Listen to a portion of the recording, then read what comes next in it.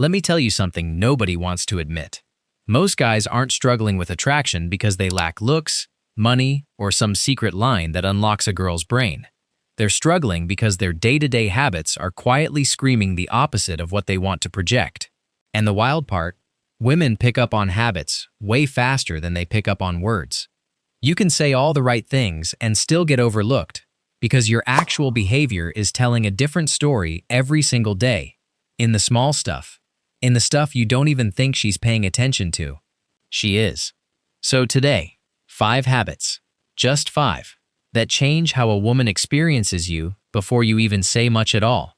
Not tricks, not lines, just consistent behavior that does the talking for you. Let's get into it. Number 1. You finish what you start.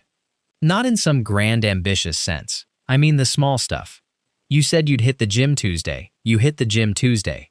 You said you'd text her back tonight. You text her back tonight. Doesn't sound like much, but here's the thing. Women notice follow-through before they notice charisma. A guy who does what he says he'll do gives off a stability that loud confidence can't fake. And it's the kind of thing that compounds. One missed follow-through, she shrugs it off. A pattern of them.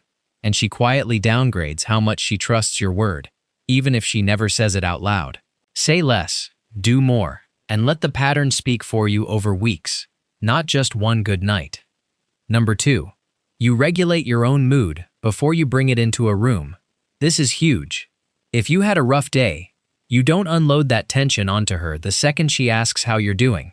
You process it, get your head right, then show up. Women get addicted to men who don't need managing. The second she feels like she has to walk on eggshells or fix your mood for you, the attraction starts leaking out fast, because now she's playing therapist instead of feeling like a woman around a man. Handle your storms alone first. Take the walk, hit the gym, sit with it for 20 minutes. Then show up settled, and let her experience the calm version of you, not the unprocessed version. Number 3. You keep one thing in your life that's just yours. A hobby, a goal, a project, something that has nothing to do with her and never will. Guys who let their entire world reorganize around a girl become predictable and, honestly, a little boring to be around after a while. Women are drawn to momentum. If you're moving towards something, building something, chasing something outside of her, it makes you a moving target, instead of a guy standing still waiting for her attention. That pull is real, and it's underrated, because it means she has to actually show up and engage with your life, instead of assuming she already owns all of it. Even something small, a language you're learning, a sport you play on weekends, a business idea you're chipping away at, gives her something to be curious about instead of something to manage. Number 4. You speak in a way that doesn't need her approval to feel complete. This one's subtle. Watch how a lot of guys talk. They trail off checking her face for reaction. They laugh nervously after their own sentence like they're waiting for a grade. Say your piece. Let it sit there. If she laughs, great. If she doesn't, it's still fine. The sentence already did its job the moment you said it.